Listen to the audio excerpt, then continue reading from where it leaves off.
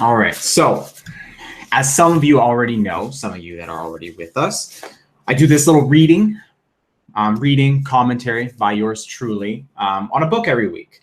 And each week I will pick a book of my choosing. You're very welcome to recommend a book. I've got a lot of them on my list right now still, so I don't know when I'm going to get to it. Last week and the week before that, we did the 4-hour work week. I think we've done Scrum. I don't know what we did. Eat That Frog. The next one on my my list is this one here. It's called the Checklist Manifesto. It was recommended to me by my buddy Matt, and apparently it's pretty awesome. So that's going to be next. In fact, I'll put that right there so I don't forget. But tonight, The Effective Executive by Peter Drucker. I first heard of this, and I'm embarrassed to tell you, I didn't get through it all. I was still about 15 pages. Like, come on, could I have not finished that? I could have finished that today. But other things. In any event, I got mostly through it. I'm going to bookmark my page here, otherwise I'm going to lose it. There we go. It was a tough read. It was similar to, I think I did what is it, Acres of Diamonds some weeks ago. That was a tough read too. And it's a tough read for me because it was written during a different time. I think this one was written, I want to say in the 60s or 70s. And that doesn't seem like a long time ago. 67. But they just wrote differently. And so I'm used to reading like books that were written in the last decade, and it's different. Like the style is different. So you read a sentence, you're like, I couldn't have read that right. Then you go back and you read it again and you read it again. And so that's why it took me so long to get through this book. Like normally, like you see the thickness of this book, normally this should take, I don't know, maybe 3 hours maximum at my speed, which is very poor, but it took me forever. Anyways, so let's get into it. There's a lot of notes, like right from the get-go, the preface, I was already highlighting stuff, which is always a super, super good sign for me. There's a lot of, like I said, it's kind of a deep book. So there's going to be stuff that I don't have all that much commentary to provide on, and I apologize for that. But it's, some of the stuff is higher learning, I would say, in any event. Let's get started. Again, just quickly, for anyone who joins a little bit late, Effective Executive, Peter Drucker, highly recommended. Management books usually deal with managing other people. The subject of this book is managing oneself for effectiveness. That one can truly manage other people is by no means adequately proven. But one can always manage oneself. Indeed, executives who do not manage themselves for effectiveness cannot possibly expect to manage their associates and subordinates. Management is largely by example. Executives who do not know how to make themselves effective in their own job and work set the wrong example. Lead by example in all things, including being effective. If your team sees that you are not effective, they certainly can't hope or aspire to be effective if they aren't already. Unless, of course, they take it upon themselves, because oneself can be effective. I'm not sure where I was going with that. The answer to the question, what needs to be done, almost always, and we're still in the preface. Let's be sure to mention that. We haven't even got into the book, and I'm already highlighting stuff. The answer to the question, what needs to be done, almost always contains more than one urgent task. But effective executives do not splinter themselves. They concentrate on one task, if at all possible. If they are among those people, a sizable minority, who work best with a change of pace in their working day, they pick two tasks. I have never encountered an executive who remains effective while tackling more than two tasks at a time. We're talking about a guy who's worked with presidents such as Roosevelt.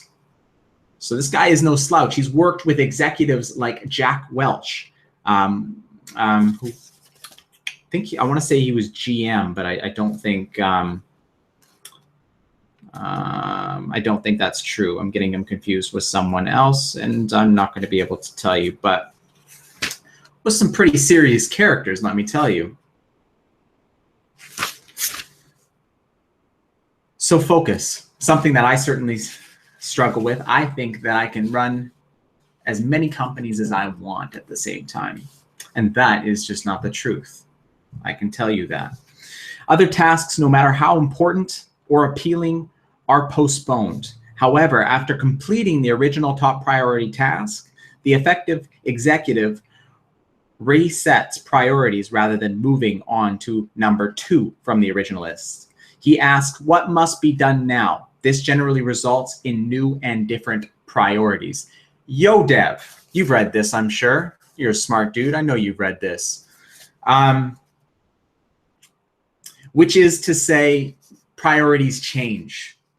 Start working on one thing, you get 4 hours into it, and what you deemed as the next biggest frog, for example, if you've read Eat That Frog, is maybe not the biggest frog anymore, is maybe not the most important or the highest priority task.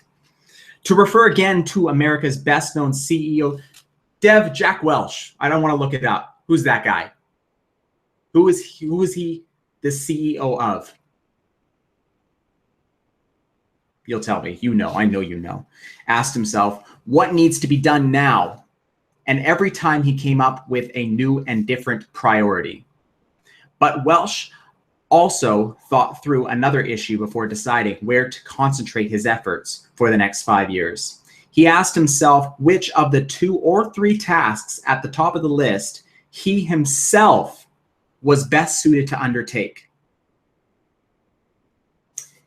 He was best suited to undertake. Thank you, Dev. Then he concentrated on that task. The others he delegated. So he doesn't worry about the stuff that he's not good at. He delegates the stuff that he's not good at. Effective executives' second practice, fully as important as the first, is to ask, is this the right thing for the enterprise? They do not ask if this is right for the owners, the stock price, the employees, or the executives. It's another thing to consider when you're hiring or firing. Is this individual best for the enterprise? Is he best for my organization? Is he best for my culture? Is he gonna fuck shit up in the wrong way? Maybe a very talented person, but we still need to think of the bigger picture. Moving on. Back to the book. The action plan is a statement of intentions. So this is writing an action plan. The action plan is a statement of intentions rather than a commitment. It must not become a straitjacket, which is to say the best plan is a flexible one. It should be revised often because every success creates new opportunities. So does every failure. I hate that saying fail fast. I don't like how it glorifies failing. It's like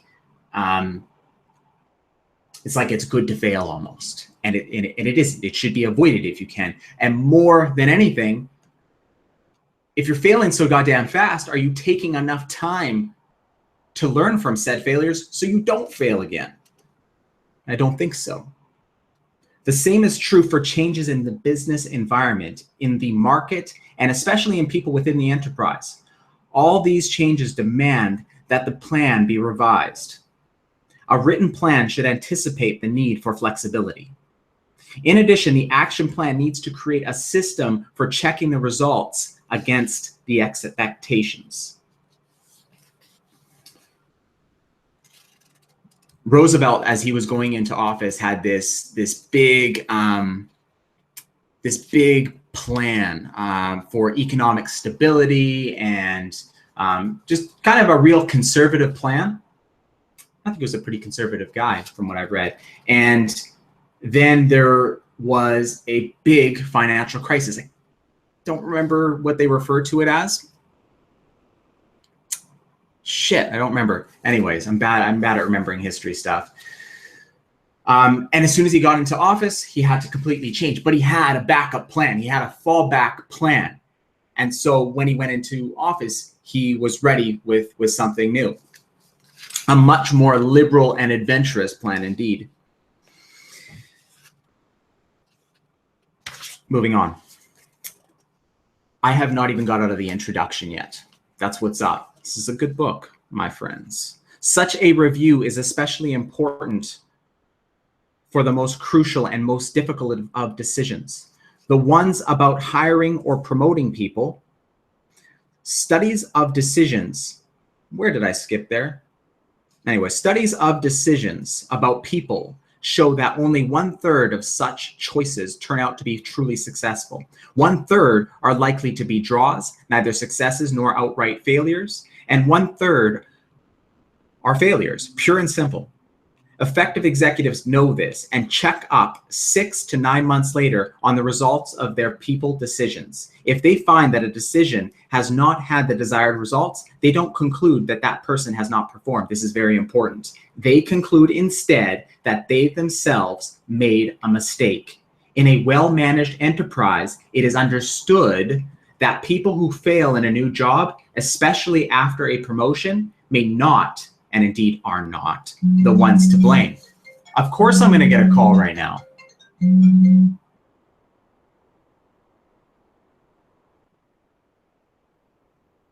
All right, there. Whew.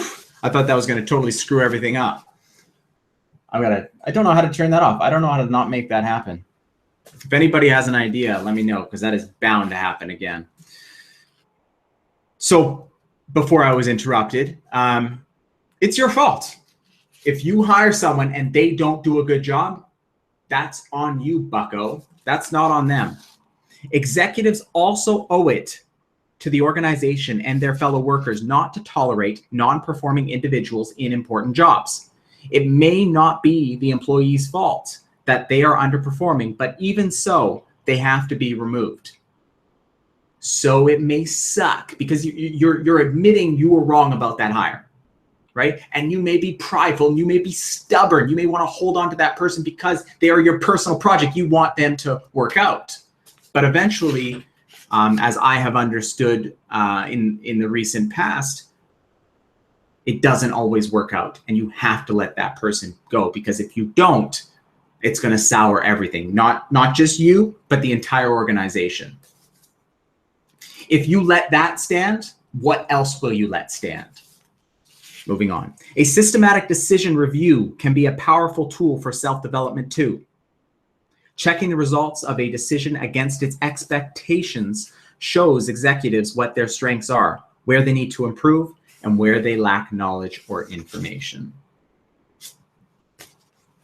Let's talk a little bit more about staffing here. Staffing is another important aspect of being opportunity focused. Effective executives put their best people on opportunities rather than on problems. I'm going to read that again because it's important and we're going to talk about it a lot more. Effective executives put their best people on opportunities rather than on problems. One way to staff for opportunities is to ask each member of the management group to prepare 2 lists of 6 months. A list of opportunities for the entire enterprise, and a list of best performing people throughout the enterprise. And obviously you match them up. You find the best person for the job. And it may not necessarily be the person you hired for that job.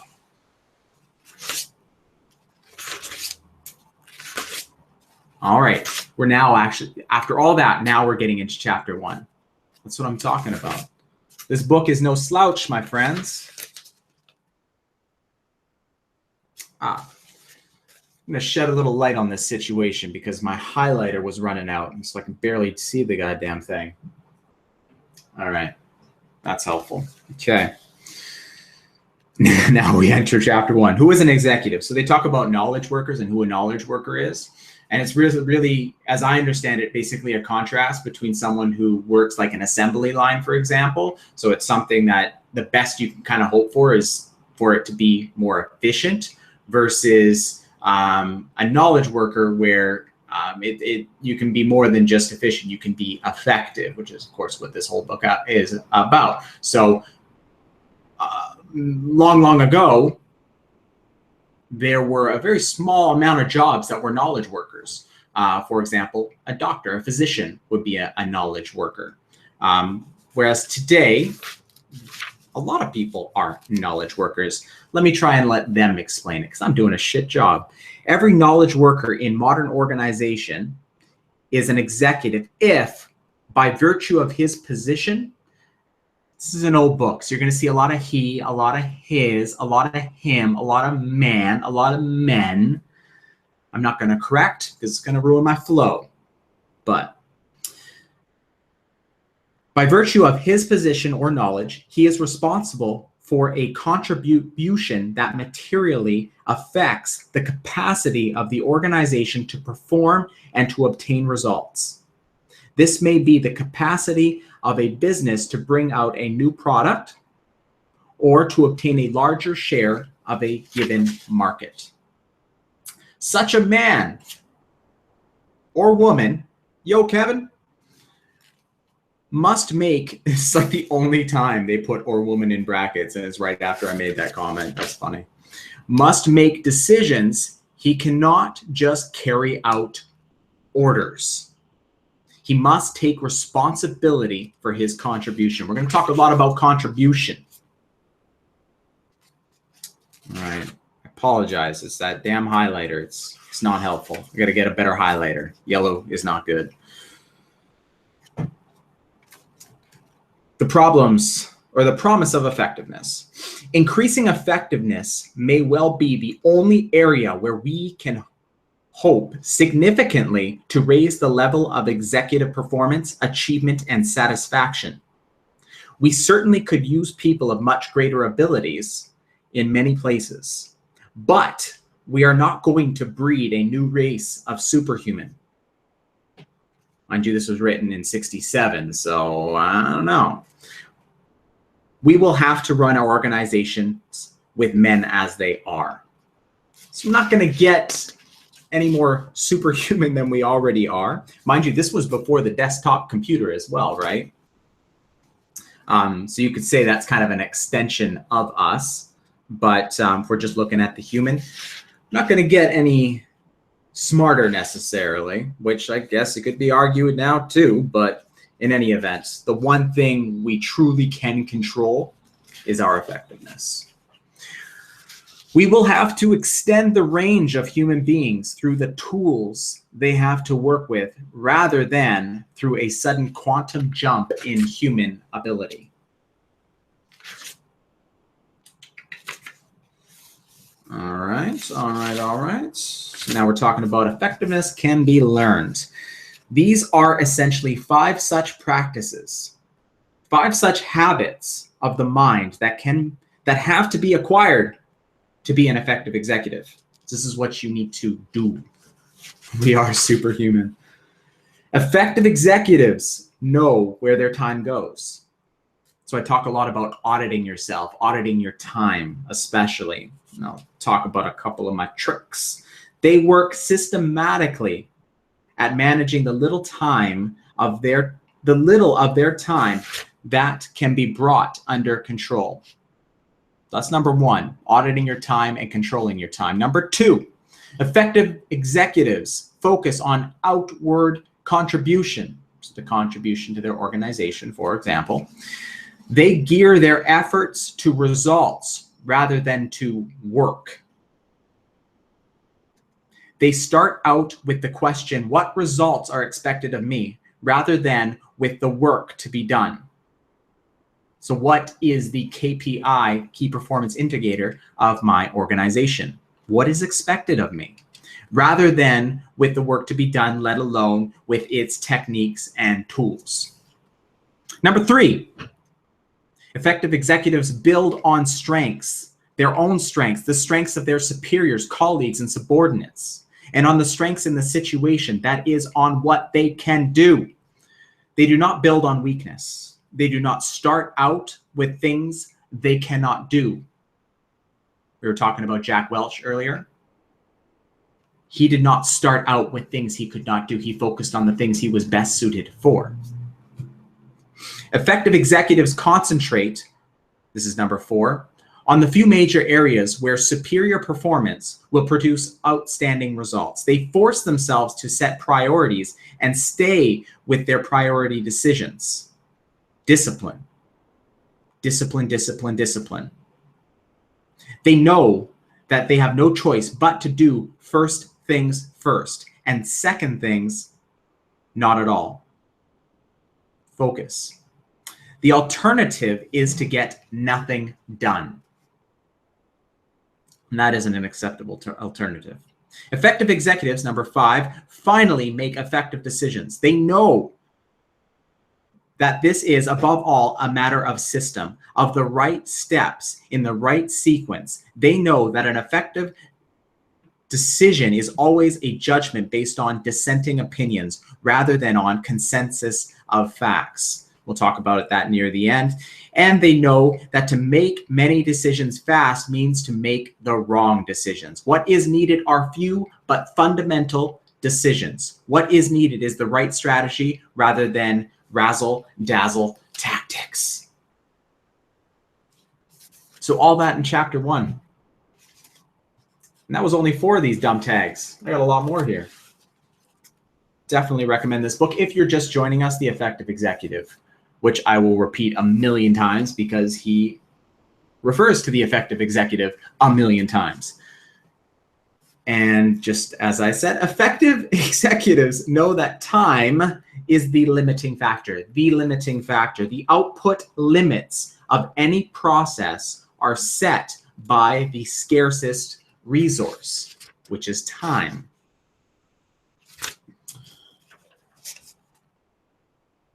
The supply of time is totally inelastic. No matter how high the demand, the supply will not go up. There is no price for it and no marginal utility curve for it. Moreover, time is totally perishable and cannot be stored. Yesterday's time is gone forever and will never come back. Time is therefore always in exceedingly short supply. So why in God's name do we waste so much of it? Time is totally irreplaceable.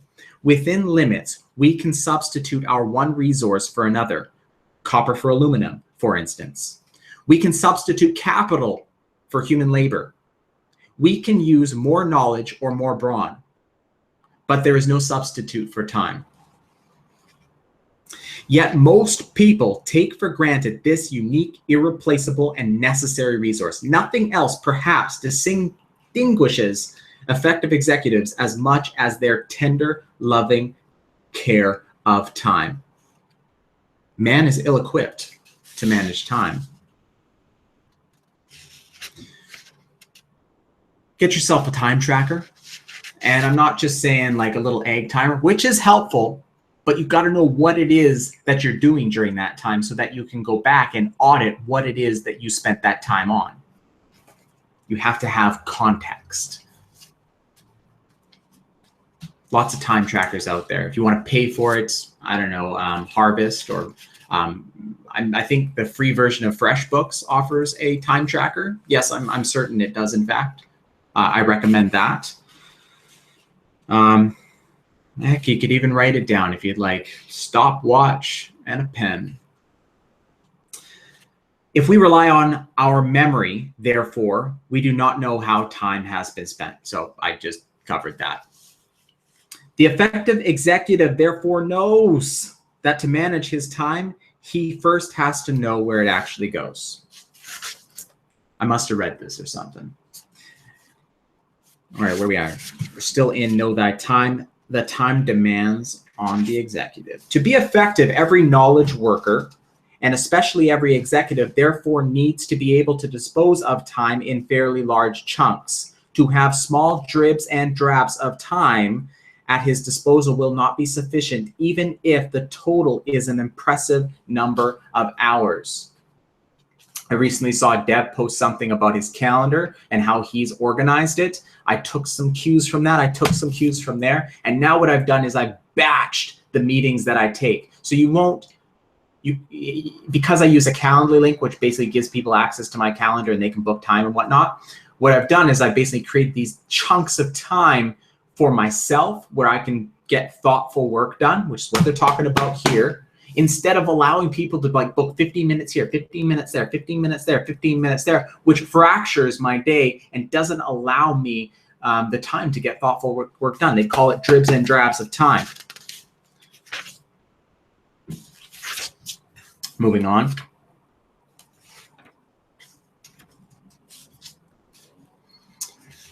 The first step toward executive effectiveness is therefore to record actual time use. My apologies, I'm repeating myself a little bit here. At a minimum, effective executives have to log run on themselves, which I guess is time logging, for 3 to 4 weeks at a stretch, twice a year or so on a regular schedule. After each such sample, they rethink and rework their schedule. So that's the auditing that I was talking about. It's not good enough to do it once and then never do it again. Do it for a month. Look at everything that you've done for that. Just like Outlook, which Kevin, I'm just kind of figuring out right now. It's confusing actually. I came from Outlook and now going back into it is confusing as hell for some reason. Anyways, you got to audit your time regularly. Doing it once, doing it for a week is not good enough. You should schedule. I would recommend doing it quarterly and looking at all the things you're doing and eliminate. Systematic time management is therefore the next step. One has to find the non-productive time-wasting activities and get rid of them if one possibly can. This requires asking oneself a number of important diagnostic questions. Yo, Sergio. Number one, first, one tries to identify and eliminate the things that need not be done at all. So we're talking about eliminating stuff. The things that are purely waste of time without any results whatever. Ask yourself, what would happen if this were not done at all?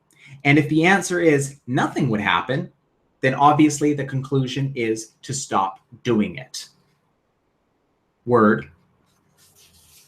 Number two, the next question is, which of the activities on my time log, could be done by somebody else just as well, if not better? So this would be sort of the next step. So eliminate, automate, delegate.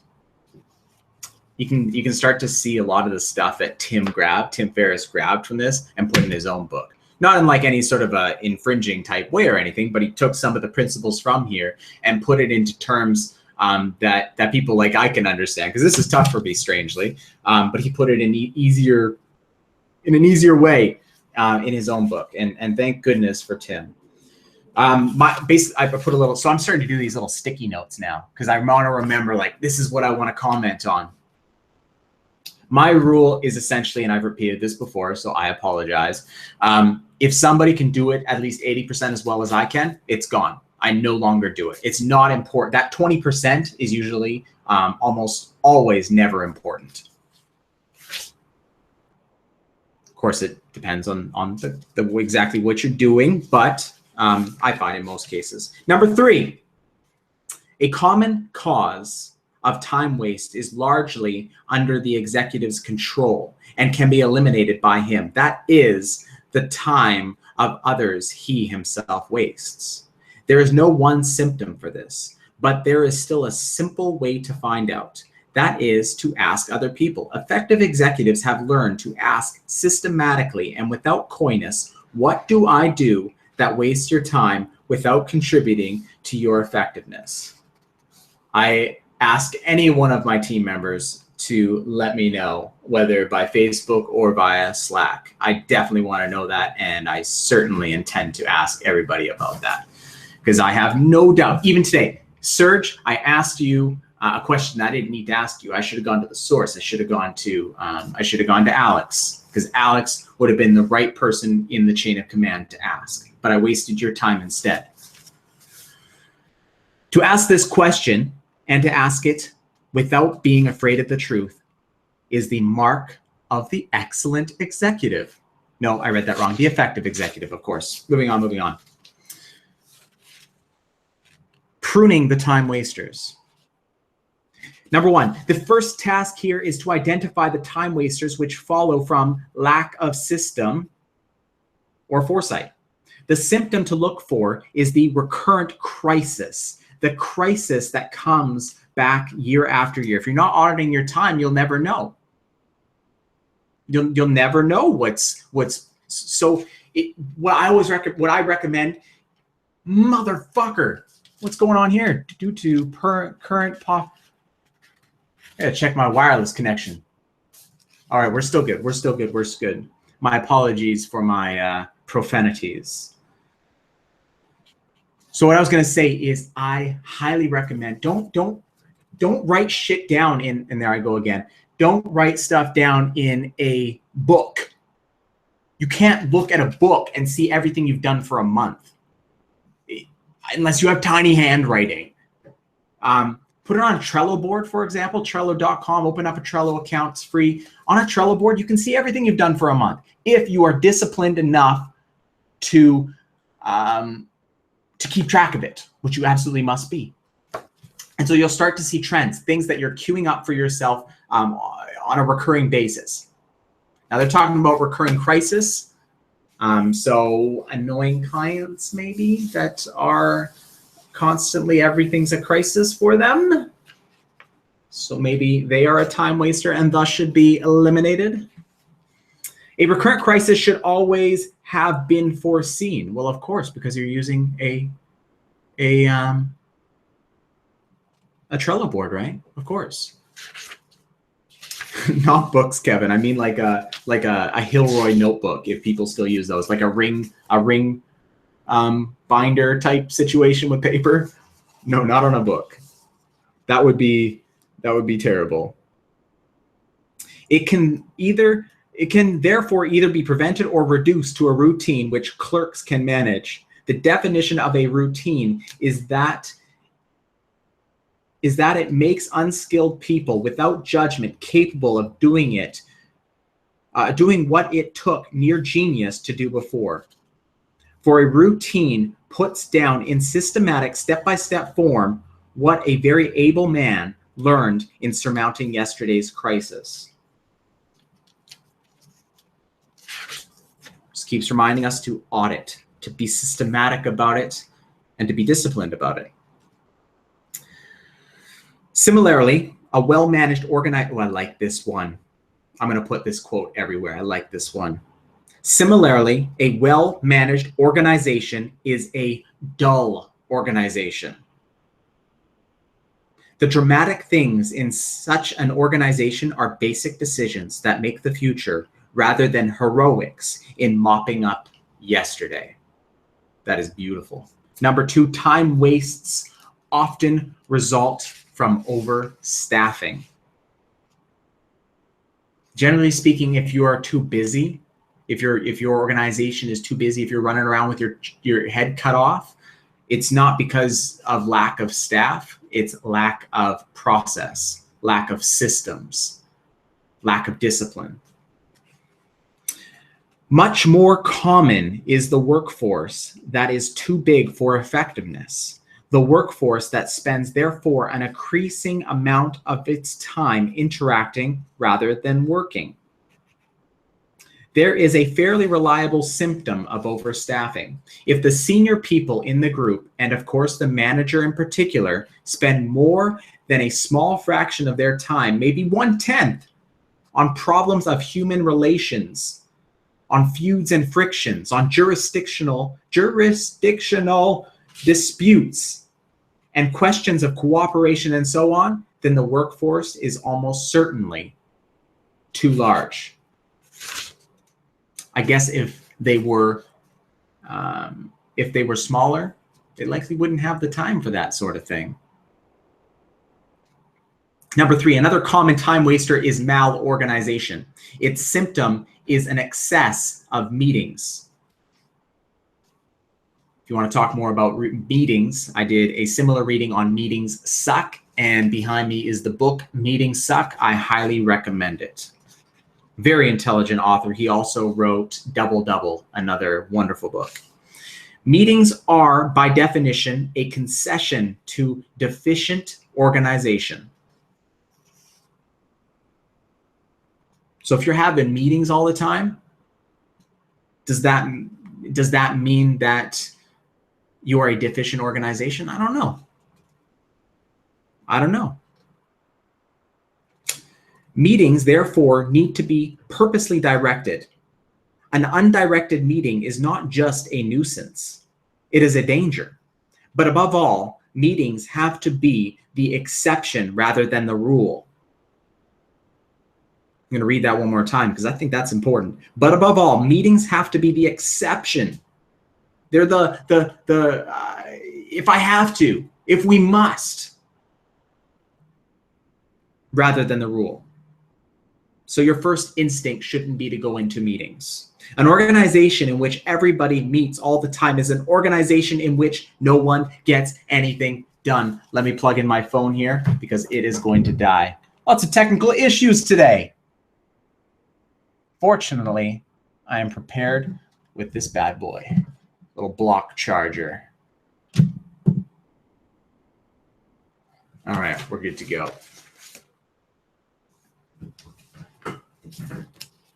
Again, Meetings Suck. Great book, great way to sort of solidify your understanding of how a meeting should be held. Number 4, the last major time waster is malfunction in information.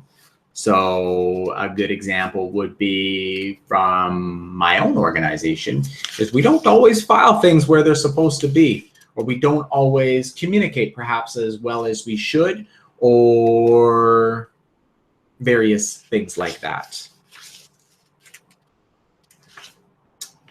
All right. The final step in time management, they spent a lot of time on time management. I wonder why. Is therefore to consolidate the time that record and analysis show as normally available and under the executive's control. There are a good many ways of doing this. Some people, usually senior men, work at home 1 day a week. This is a particularly common method of time consolidation for editors or research scientists. Other men schedule all the operating work, the meetings, reviews, problem sessions, and so on for 2 days a week, for example, Monday and Friday, and set aside the mornings of the remaining days for consistent work on major issues. Something I'm putting into action right now. There are 3 days a week that I can be booked for meetings, which I plan to make 2. All my mornings are blocked, this big chunk of time where I can work on meaningful work. So I'm getting there. Moving on, one of the most effective executives, and this is one, they give a lot of sort of examples of different people in history and how they've been effective or ineffective. So here is one such example. One of the most effective executives in Professor Soon Carlson's study mentioned above spent 19 minutes each morning before going to work in a study without telephone at home. Even if this means working very early so as to get to the office on time, so waking up at 5:30, waking up at 6.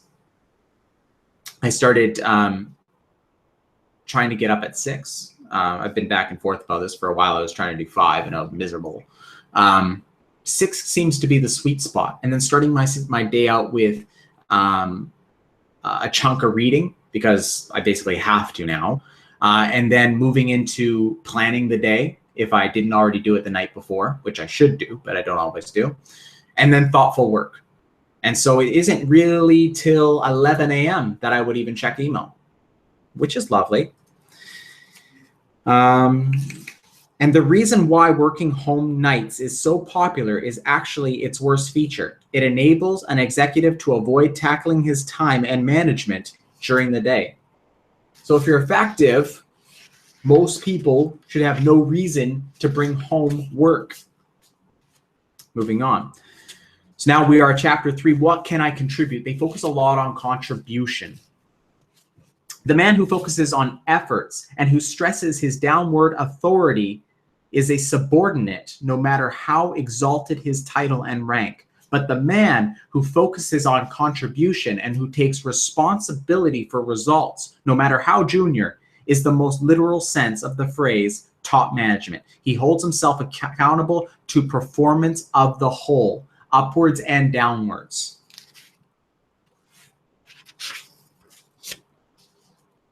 For every organization needs performance in 3 major areas. It needs direct results, building of values and their reaffirmation, and building and developing people for tomorrow. If deprived of performance in any one of these areas, it will decay and die. The organization will decay and die. I'm going to read that list one more time. It needs direct results, building of values and their reaffirmation, and building and developing of people for tomorrow. Makes enough sense, I would say. All right, now we're going to get into some lists here. The focus on contribution by itself supplies the 4 basic requirements of effective human relations: communications, teamwork, self-development, and development of others. But executives who take responsibility for contribution on their own work will, as a rule, demand that their subordinates take responsibility too. Lead by example, right? They will tend to ask their men, what are the contributions for which this organization and I, your superior, should hold you accountable? What should we expect of you? What is the best utilization of your knowledge and your ability? And then communication becomes possible, becomes indeed easy. So ask that of yourself, ask that of your subordinates, ask that of everybody in your organization. What is their contribution? What should their contribution be? What should your contribution be?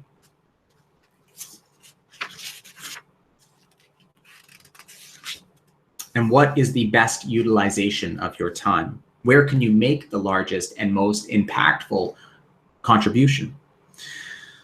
Number 2, the focus on contribution leads to communication sideways and therefore makes teamwork possible. The question, who has to use my output for it to become effective, immediately shows up the importance of people who are not in line of authority, either upward or downward, from and to the individual executive.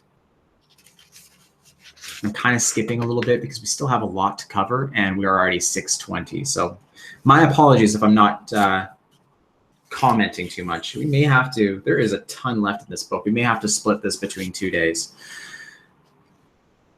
Number 3, individual self-development is in large measure depends on the focus on contributions. The man who asks of himself, what is the most important contribution I can make to the performance of this organization, asks, in effect, what self-development do I need? What do I need to learn? What knowledge and skill do I require to make the largest contribution? Which is what they just say there. What strengths do I have to put to work? What standards do I have to set to for myself? Number 4, the executive who focuses on contribution also stimulates others to develop themselves, whether they are subordinates, colleagues, or superiors. Lead by example. We know very little about self-development, but we do know one thing. People in general, and knowledge workers in particular, grow according to the demands they make on themselves. They grow according to what they consider to be achievement and attainment. If they demand little of themselves, they will remain stunted. If they demand a good deal of themselves, they will grow to giant stature without any more effort than is expended by the non-achievers. Set the standard for yourself and hold the line.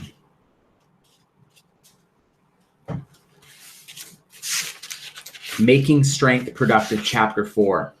We're making some progress here. But no executive has ever suffered because his subordinates were strong and effective. There is no prouder boast, but also no better prescription for executive effectiveness than the words of Andrew Carnegie, the father of the U.S. steel industry, chose for his own tombstone. Here lies a man who knew how to bring into his service men better than he was himself. Staff based on contribution, staff based on strengths, not weaknesses. Focus very little on weaknesses. Weaknesses can, unless it's something terrible, weaknesses aren't that important. Strengths, however, ability to contribute is what's important. So in your hiring decisions, focus on that. Effective executives know that their subordinates are paid to perform and not to please their superiors. They know that it does not matter how many tantrums or prima donna throws, as long as she brings in the customers. The opera manager is paid after all for putting up with prima donna's tantrums if that is her way to achieve excellence in performance. It does not matter whether a first-rate teacher or brilliant scholar is pleasant to the dean or amiable in the faculty meeting. The dean is paid, so focus on contribution, for enabling the first-rate teacher or the first-rate scholar to do his work effectively. And if this involves unpleasantness in the administrative routine, it is still cheap at the price. And they'll go on a little bit more about that in coming pages. I didn't skip anything. Nope. All right, so we're still talking about making strength productive. Still, one needs some form of appraisal procedure, or else one makes, I love this section, makes the personnel evaluation at the wrong time. That is when a job has to be filled. Effective executives, therefore, usually work out of their own radically different form. It starts out with a statement of the major contributions expected from a man in his past and present positions and a record of his performance against these goals. Then it asks 4 questions, which is basically to say, in your hiring decisions, ask these 4 questions. And I think what it's talking about is when you're speaking to references, I believe.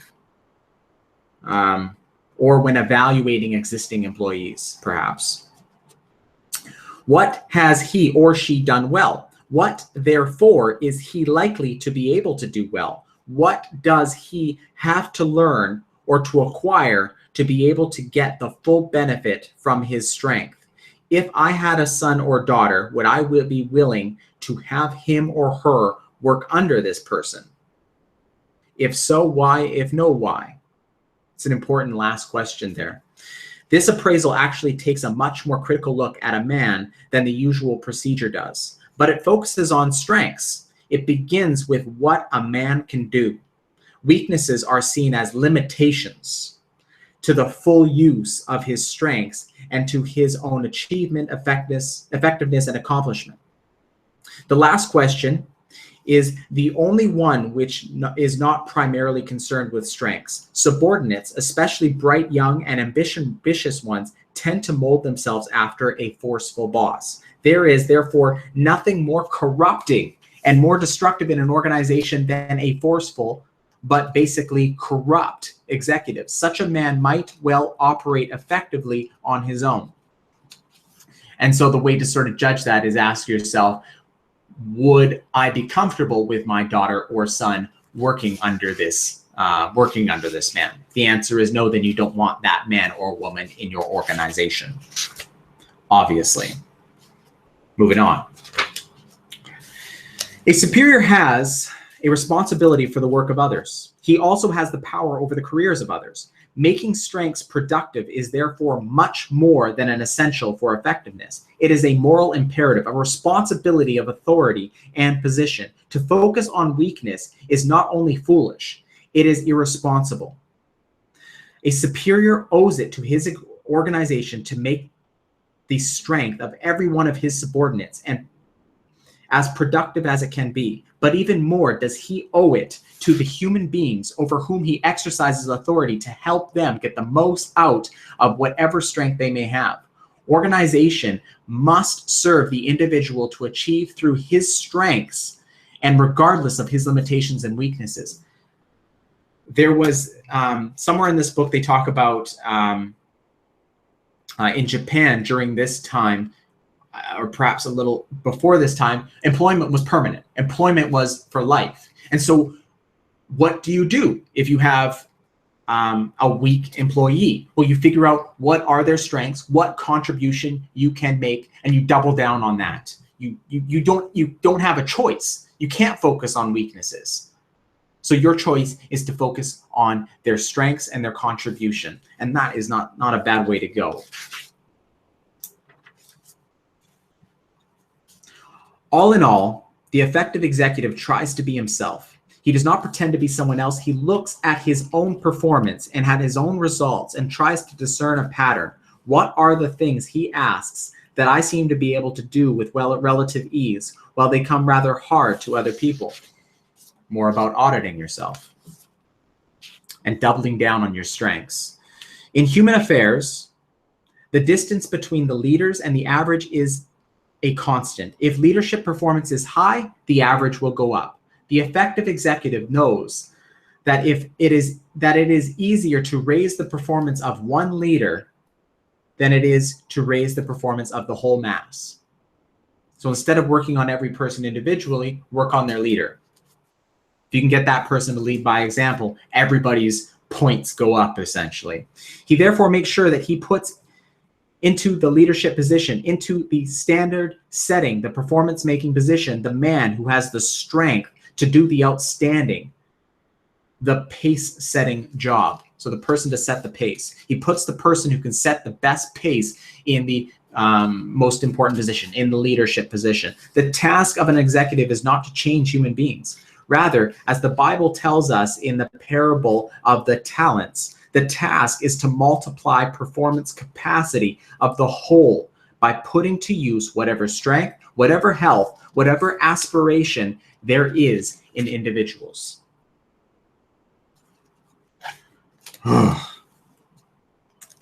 Throat is getting a little hoarse here. It's a lot of reading. I don't think I will put this in 2 episodes. I think we're going to go on here, and it may be that we go 5 minutes over, 10 minutes over. So be it. I can wait. Dinner can wait. This is the secret of those people who do so many things, and apparently so many difficult things. They do only one thing at a time. As a result, they need much less time in the end than the rest of us. Dev gives me shit about this.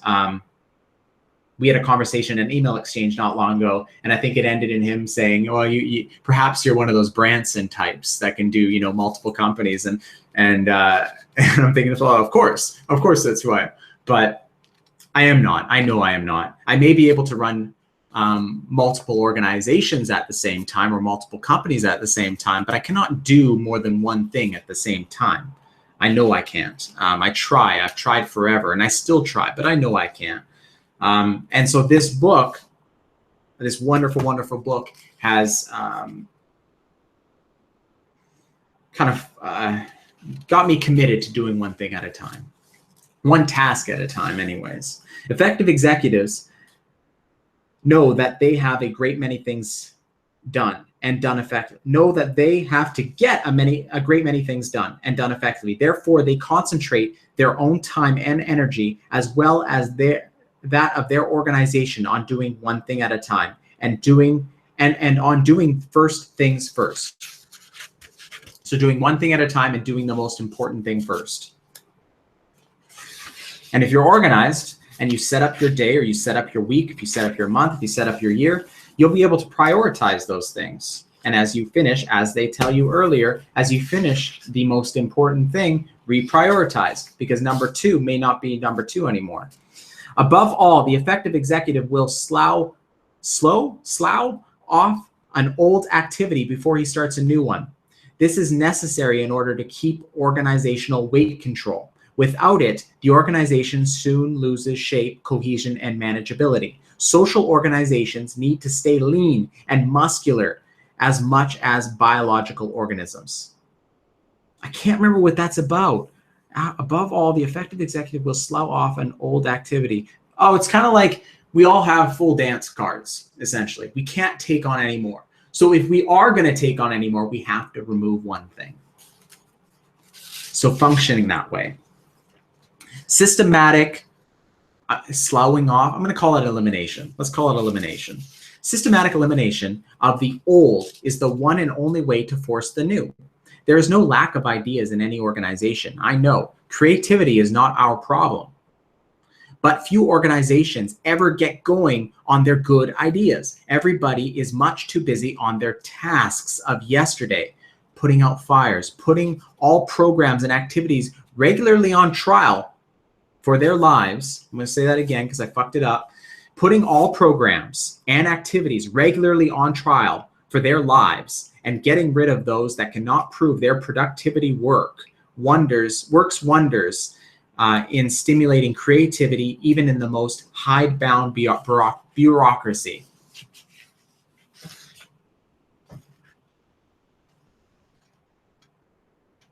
You just got to start eliminating. You got to start going, Kevin, through each and everything you do. You got to audit. You got to go through every single thing you have and decide how important, how big of an impact is that going to make in your life, in your family's life, in the life of your organization or the organization that you belong to. If it doesn't make a big impact, you got to get rid of it. It's only so much time in the day. Every posteriority is somebody else's top priority. It is much easier to draw up a nice list of top priorities than to hedge by trying to do just a little bit of everything else as well. This makes everybody happy. The only drawback is, of course, that nothing ever gets done. And yesterday, I had to make that decision. I had to decide between doing a lot of things or doing one thing, working on multiple businesses or having my team focus on one. And it means turning our back on one that, we've made very, very good progress. But I know that we're not going to be able to give the attention to that, the project that is the most important if we're doing even little things on the other one. So tough decisions must be made, my friends. So now we are on the elements of decision making. But he asks himself every time, if I had to live with this for a long time, would I be willing to? And if the answer is no, he keeps on working to find a more general, a more conceptual, a more comprehensive solution, one which establishes the right principle. Which is basically to say, the executive doesn't patch things up with Band-Aids. He gets to the root of the problem and he creates policy. Similar to the president, he creates policy. As a result, the effective executive does not make many decisions. Because he solves generic situations through a rule and policy, he can handle most events as cases under the rule, that is, by adaptation. A country with many laws is a country of incompetent lawyers, says an old legal proverb. It is a country which attempts to solve every problem as a unique phenomenon, rather than a special case under general rules of law. Similarly, an executive who makes many decisions is both lazy and ineffectual. So there's an example in this book about car accidents. And so they, I think what they were doing is they were worrying about like things like, oh, maybe the roads aren't safe, or maybe the cars need to be made safer, or this and this. But at the root of it, it was the people. It was, the percentage of the population that would drive drunk, or the percentage of the population that would, do this or do that, or didn't have a license and or didn't know how to drive and things like that. But they were coming up with all these little band-aids and nothing was working.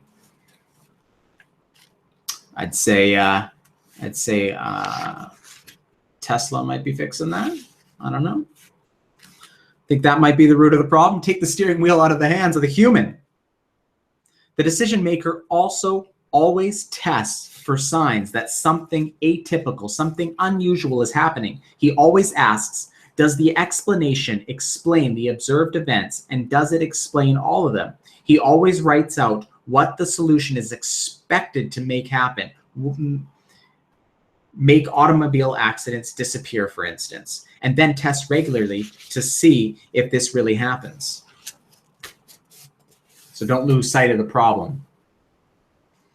Number 2, the second major element in decision-making process is clear specifications as to what the decision has to accomplish. What are the objectives the decision has to reach? What are the minimum goals it has to attain? So these are some questions that you can ask yourself when you are making important decisions. What are the conditions it has to satisfy? In science, these are known as boundary conditions. A decision to be effective needs to satisfy the boundary conditions. It needs to be adequate to its purpose. The more concisely and clearly boundary conditions are stated, the greater likelihood that the decision will indeed be an effective one and will accomplish what it is set out to do. Too often we rush to make decisions without understanding what the problem in fact is, or what the goal indeed is. Take your time. An effective executive is not someone who makes lots and lots and lots of decisions. Number 4. Yet a decision will not become effective unless the action commitments have been built into the decision from the start. In fact, no decision has been made unless carrying it out in specific steps has become someone's work assignment and responsibility. Until then, they are only good intentions. So when I came to my team yesterday with my decision to do something a little bit differently, I said to them, I didn't only say, hey, this is where we're going to go. I said, hey, this is where we're going to go. This is how we're going to get there. And here are some tasks for you. Here are some tasks for myself. I made it real. And too often I don't do that. I say, oh, this is where I want to go. And that's where it kind of stops. Converting a decision into action requires answering several distinct questions. Who has to know of this decision? What action has to be taken? Who is to take it? And what does the action have to be so that the people who have to do it can do it? The first and last of these are too often overlooked, with dire results. We're near the end, folks. 6:37 Pacific Standard Time. That's not so bad. Thank you for hanging in there. I do appreciate it. This is the last bit. This is it. Oh, no. One more page. Decisions of the kind the executive has to make are not made well by acclamation. They are made well only if based on the clash of conflicting views, the dialogue between different points of view, the choice between different judgments. The first rule in decision making is that one does not make a decision unless there is a disagreement. I wonder if I can find it. There is an example where Roosevelt made, the way he would make decisions is he would tell one of his subordinates about his decision, or about his potential decision. He'd be like, I'm going to do this, and then we're going to do that, and he'd be like, but keep it a secret. knowing full well that that person was going to go talk, and then he was going to get a whole bunch of disagreement. And he would do that to another person, and they would go and do that. And so then like a couple days later, a whole bunch of people would come banging at his door or whatever, and he would have a whole bunch of disagreements. And with that, he'd be able to make a better decision because he'd have, his devil's advocates, essentially. There are three main reasons for the insistence on disagreement. It is, first, the only safeguard against the decision makers becoming the prisoner of the organization. Everybody always wants something from the decision maker. The only way to break out of the prison of special pleading and preconceived notions is to make sure of argued, documented, thought-through disagreements. Second, disagreement alone can provide alternatives to decision, and a decision without an alternative is a desperate gambler's throw, no matter how carefully thought through it might be. There is always a high possibility that the decision will prove wrong, either because it was wrong to begin with or because a change in circumstances makes it wrong. If one has thought through alternatives during the decision-making process, one has something to fall back on, something that has already been thought through, that has been studied, that is understood. And that is where I'm going to end. Now, like I said, there's still about 20 pages or so, maybe 15 pages or so I didn't finish reading. So I encourage you to do so. I left off at 153, if that makes any difference or is helpful at all to you. One of the better books I've read, but also one of the tougher books I've read, which probably sounds really silly to most. To most, that probably read in perfect English, but to me, that was kind of tricky to read, even to read to you. After reading it already and kind of getting used to the style, it was still, I fumbled a lot, but this is how we get better. Reps and reps and reps is how we get better. Thank you, as always, for joining me. I appreciate the comments. I appreciate you. I appreciate the likes. I appreciate the shares. I appreciate your attention. It is the fuel to my fire, and it'll keep me going. It'll keep me reading. Selfishly, this is kind of my way to keep reading is by committing to you. So thank you. If you haven't checked out my Facebook page, you should find a link to it somewhere. Like it, that would be amazing. I've got the Steel Entrepreneur Show on YouTube. Subscribe to that. Lots of good episodes coming out, and as always, thank you. Have a wonderful evening, and see you back next week, 5:30 Pacific Standard Time, 8:30 Eastern Standard Time. And I think, and I'm not committing to it, this is the next one, Checklist Manifesto. Have a wonderful evening.